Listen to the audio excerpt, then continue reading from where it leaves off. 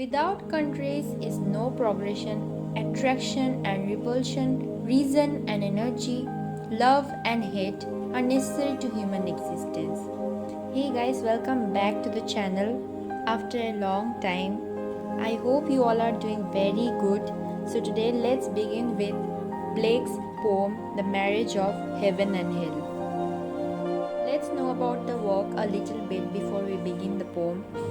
John Milton's work greatly inspired this poem of William Blake, that is The Marriage of Heaven and Hell. The title, The Marriage of Heaven and Hell, is taken from Milton's Paradise Lost. As you know, Blake was fascinated by Milton's Satan from Paradise Lost. He believes Satan is the hero in Paradise Lost, as he stated that Milton was quote-unquote of the devil's party without knowing it. So he inverts the power relations between God and Satan. Jesus, the Messiah, becomes the voice of restraint, while Satan is presented as the revolutionary voice fighting for liberty and desire. Now, to discuss the title, The Marriage of Heaven and Hell, two opposite words are amalgamated in the form of marriage. Marriage means tying one to the other, is what Blake shows by tying the idea of both good and evil. Let's look up into the first part of the poem, the argument. Without the idea of contraries or binaries, there is no existence of the other. To quote, without contraries, there is no progression. He examines them in his poem. He mentions such as attraction and repulsion, reason and energy, love and hate, which are the cause of progression and are necessary for human existence. It then defines the definition of good and evil. Good is the passive that obeys reason, and evil is the active springing from energy. Next section, the voice of the devil, explains that all religions have incorrectly divided body and soul and associated evil with the body and its energy, and the nature of good with reason and the soul. It states that, quote-unquote, man has no body distinct from his soul.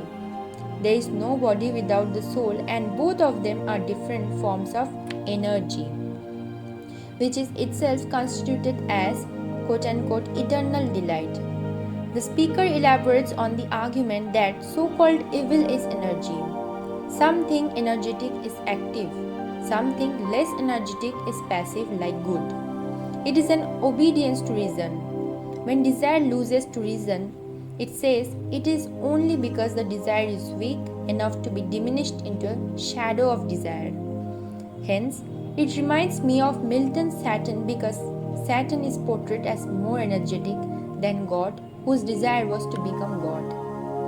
Memorable Fancy is divided into 5 parts.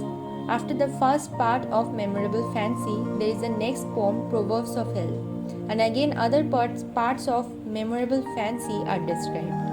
So we will understand all this accordingly and chronologically. Now we have come to the part of Proverbs of Hell, where proverb means a short, concise, well-known saying reflecting the general or universal truth. Blake has mentioned many proverbs in the poem, so I am going to mention the few important proverbs from this chapter, and you can read the explanation on your screen.